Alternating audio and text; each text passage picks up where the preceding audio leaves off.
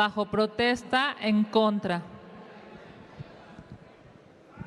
Pinete Vargas María del Carmen, del Partido Verde, a favor.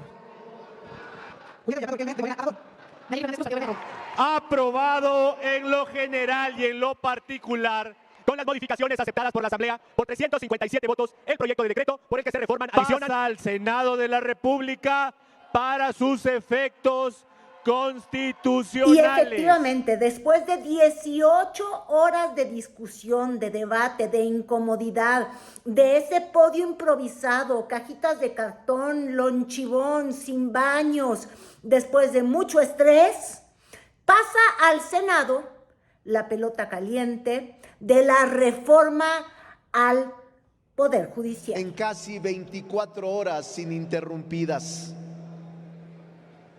136 personas utilizaron esta tribuna para expresar sus ideas, su inconformidad, su preocupación, trámites parlamentarios. Aunque resalto que sin enfrentamientos, sin violencia, con civilidad. Ricardo Monreal justamente insiste en que ellos cumplieron con el designio de la mayoría. Con eso que durante al menos 8 meses escuchamos en campañas como el Plan C, la reforma constitucional o la batería de reformas propuestas por el presidente López Obrador. Me voy a quitar este paladar y déjenme continuar. Podemos decir con orgullo, quienes votaron por nosotros, no los traicionamos. Quienes votaron por nosotros, les cumplimos. Cumplimos con la patria. Una reforma que sin duda va a cambiar de manera estructural al Poder Judicial de la Federación. Para bien, para mal, pues difícilmente hacer un pronóstico de ello. Lo que sí se puede decir es que un cambio de fondo se hizo en las peores formas que nos podíamos imaginar, en una sede alterna, después de mucha rispidez y con una baraja que ya estaba muy cantada, después de haber escuchado la legislatura pasada en foros, argumentos a favor, en contra, cautelas. Bueno, en realidad ya fue muy poquito lo que se atrevió este Congreso con mayoría de Morena, PT y Partido Verde a moverle al entramado de artículos y de cambios que había propuesto o que propuso el presidente López Obrador. Y entonces lo que hubo fue una guerra de saliva donde los opositores dijeron que estaban en contra, punto porque sí, incluso llegando a los peores lugares comunes. El sol no se tapa con un dedo, porque entonces sufriremos las consecuencias. No quieran tapar el sol con un dedo, tan claro como el agua. Esto no es una reforma, esto es una venganza contra aquellos jueces, magistrados y ministros que pusieron primero la ley antes de cualquier capricho presidencial. Consecuencias de todo tipo de argumentos. Básicamente la oposición, así, ya en los últimos discursos, justo cuando se estaba votando en lo particular algunas de las reservas de ley que habían justamente, eran 700, incluso se hablaba hasta de 1000 reservas. Solamente en el último tramo de debate se llevaron al pleno, si se puede llamar pleno, esa cancha de usos múltiples, de karate, de básquetbol y demás, ahí en la alcaldía de Iztacalco, la Plaza de Armas. Y finalmente, armados con los mismos argumentos que les escuchamos, previo al debate en el legislativo, previo incluso a que entrara justamente esta legislatura, vimos y volvimos a escuchar los mismos argumentos de la venganza o de la falta de profesionalidad. El Estado de Derecho. En el fervor del promover este dictamen y su aprobación, se han afirmado una serie de argumentos inconclusos. Han destruido el país. Están aquí mintiendo con su falso discurso de combatir la corrupción y la impunidad.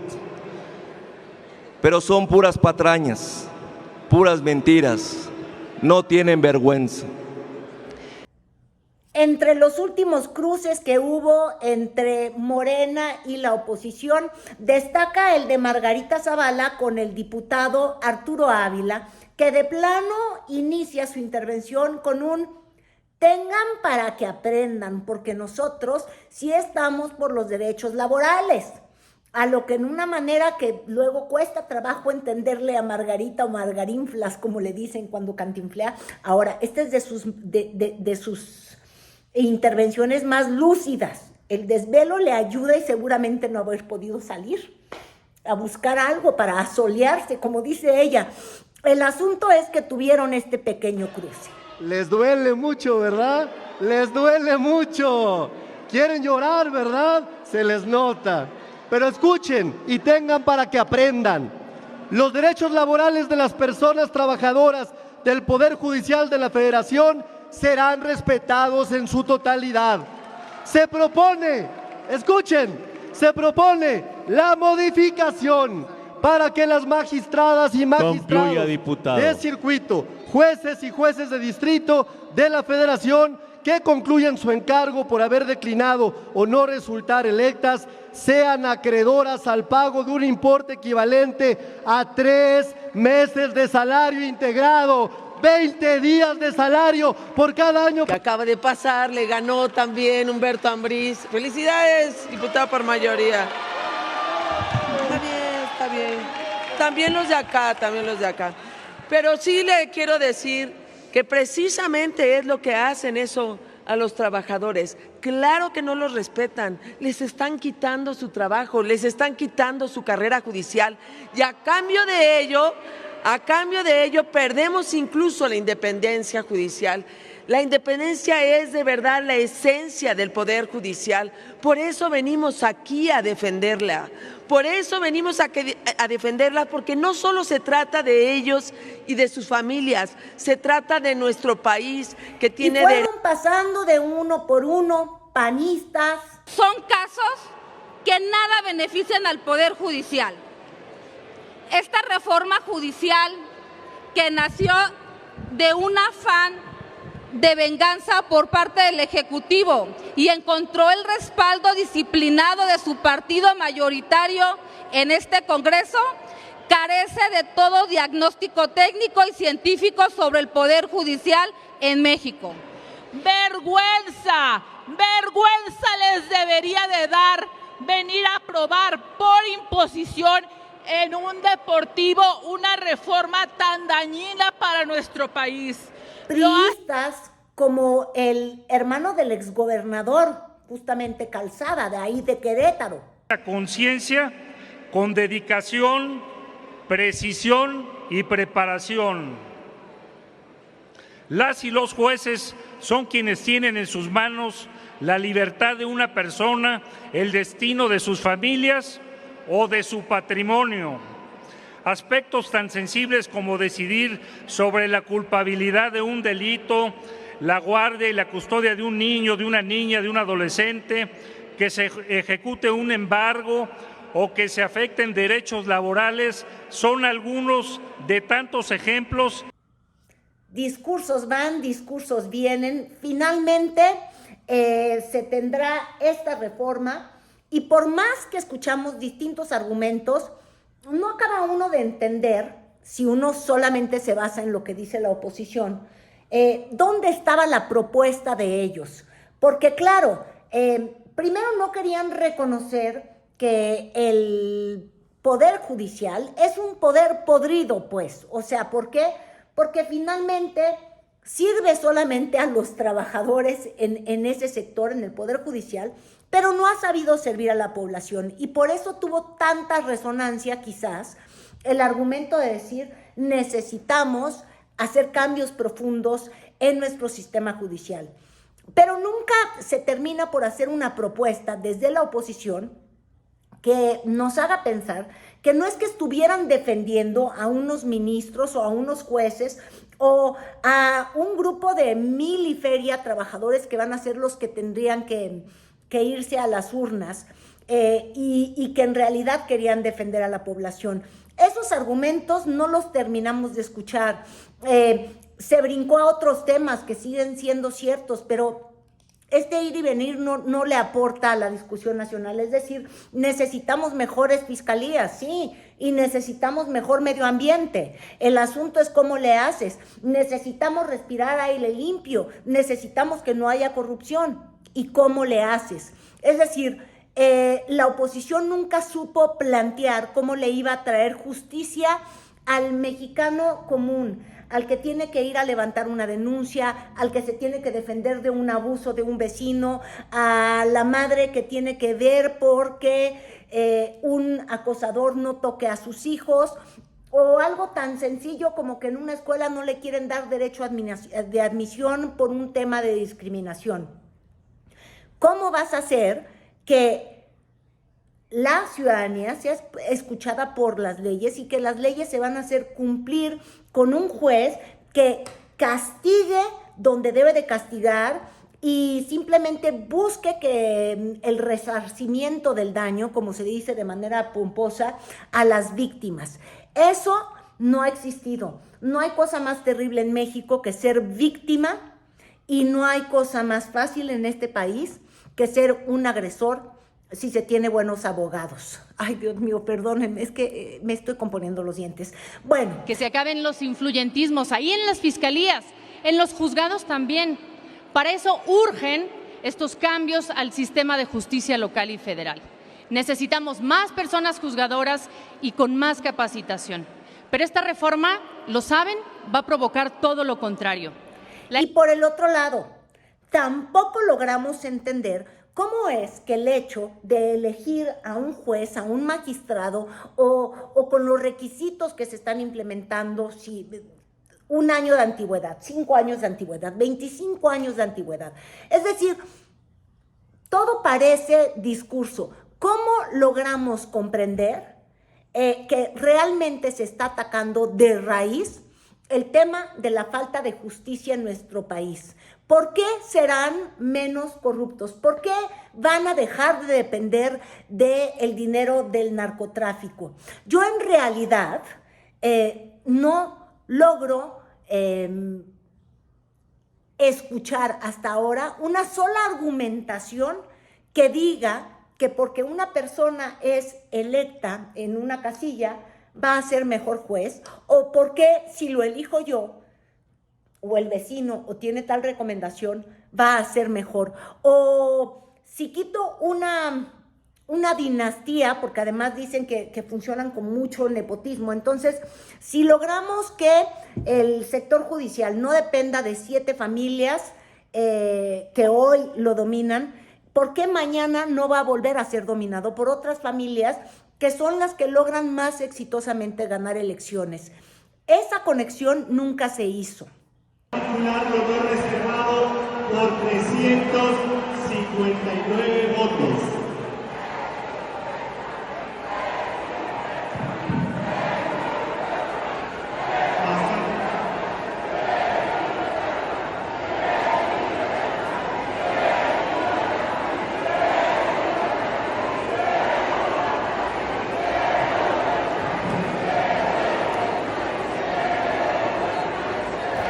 Y de hecho el presidente sigue insistiendo en su visión de que el voto lo cura todo. Pero el voto no nos curó ni salvó a la población, por ejemplo, de un pésimo presidente como Vicente Fox, con toda la esperanza que propició, y llegó por mandato popular. El voto no logra que incluso en un edificio donde hay vecinos y hay asambleas y se vota, que vayas a tener una buena administración de los recursos. En realidad eso se logra a través de la transparencia, de otro tipo de controles que no están en la reforma, por más que el presidente insista en la mañanera Uno, en felicitar a sus diputados, o dos, decir que no entiende las huelgas de un sector privilegiado. Felicito a los legisladores que están buscando limpiar de corrupción el Poder Judicial y que no se olvide de lo que se trata es de que el pueblo elija a jueces, a magistrados, a ministros. ¿Cómo se elige a los presidentes municipales, a los diputados locales, a los gobernadores, a los diputados federales, a los senadores, al presidente? Es lo mismo. Y para que uno pueda ser candidato, necesita uno reunir requisitos. Pero estos señores, que son los principales, deberían ser los principales guardianes, defensores de la Constitución, de las leyes, no hacen nada de eso, sin ningún fundamento legal, y declaran que están en huelga. Yo aquí abro un paréntesis y diría que hasta descansa uno, porque es parte de mi experiencia cuando estuve en la oposición y las cosas eran distintas. Entonces había el bloque PRI-PAN mayoritario. Esto de que cambian la sede, todas las reformas privatizadoras que se aprobaron en el tiempo del periodo neoliberal por el PRI, por el PAN, se aprobaron en sedes alternativas. Que el sector que pierde en esta votación vaya a ser afectado no es garantía de que el que llegue va a ser mejor. Traducido al español, nos quitamos un mal, te extirpas un tumor, pero no quiere decir que te estés extirpando el cáncer. Para eso requieres un tratamiento agresivo que ataque las causas que propiciaron la putrefacción. Entonces, yo sigo sin tener claro cómo con esta reforma, que ahora está en la cancha de los senadores, va a poder cambiar el rumbo del país. Porque la política se sigue moviendo idéntica como es, con los que festejan, porque claro, después de la aprobación, a las 4 de la mañana la primera ronda de votación para lo general, luego se dan todas estas discusiones y argumentos en términos de, pues sí, de las dudas que quedaban para que se votara en lo particular, tomando en cuenta reservas que habían planteado sobre todo diputados de oposición. Vimos los festejos de los que ganaban, con incluso porras que se llegan a escuchar de fondo cuando da el gran anuncio Monreal. Logrado la mayoría calificada para la reforma judicial. La votación en lo general ha quedado como se lo propusimos a la población en las urnas. Pero la euforia de las porras y de ya ganamos y de todo eso, o de que esté en manos del Senado, les decía yo que nos deja con la política as usual como en México. Es decir, en el Senado está una de las reformas más profundas, porque va a cambiar la forma en la que se estructura el Poder Judicial de nuestro país, para bien o para mal, está en manos de 128 senadores. Pero como la política en México es de estirar, aflojar y de poder, en realidad está en manos de un senador. Un senador que no conocemos y que todo mundo se pregunta si será el traidor o de ningún senador. Es decir, que no hubiera traición en las filas de la oposición y no se podría conseguir la mayoría calificada. Entonces, la justicia, el acceso de los mexicanos a la justicia está en manos de alguien que compitió en las urnas prometiendo que no iba a permitir esa reforma y que en la forma lo va a haber permitido, ya sea porque faltó, ya sea porque no se presentó, ya sea porque diga que está enfermo, como lo hizo, por ejemplo, Olga Sánchez Cordero, y ahí sí nota al margen y pequeñísima. Qué comentario tan duro hizo Ricardo Monreal sobre su ausencia, Pero volviendo a este tema, en manos de la decisión de uno, del precio de uno, de la presión de la mayoría, de la convicción de la oposición, va a estar que siga adelante esta reforma o no. Entonces, como hay unos que no quieren salir como el Judas, pues ya empezaron, les comentaba yo ayer, que muchos ya literal, como si fueran empleados de Claudio X González, empezaron a decir, no, mi voto va a ser así porque él lo pidió. Y también, justo por toda esta especulación que hay, ya salió el día de ayer, muy noche, la senadora Cintia López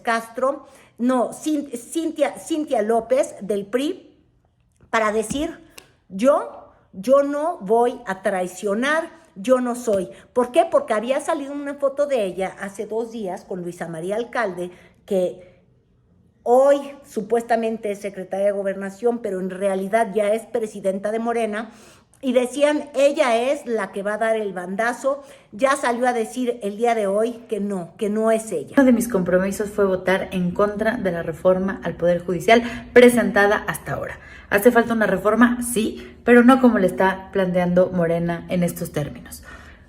Y a esto se suman varias entrevistas que ya han dado los liderazgos de las distintas bancadas diciendo han habido llamadas, han habido presiones, o incluso los llamados como por ejemplo, de Ivonne Ortega diciendo los naranjas no nos vamos a quebrar, no nos damos por vencidos. Porque finalmente lo que decida uno, lo que chispe uno, va a determinar la forma en la que percibimos lo que va a ser la oposición en México. Como les decía yo, simplemente una pequeña crónica, luego nos metemos al tema de fondo, vamos a tener muchos días para hacerlo, porque además, como insisto yo, la reforma a mis dientes, miren, tengo el Invisalign, la reforma a mis dientes es más estructural, dolorosa y complicada incluso que la reforma al sector judicial. O no es cierto, no voy a minimizar, pero si esto en los dientes me duele, no quiero pensar lo que va a doler en el sector justamente cuando tenga que ajustar y cambiar, porque no hay cambio que no sea doloroso, pero ojo, no todo cambio es para bien.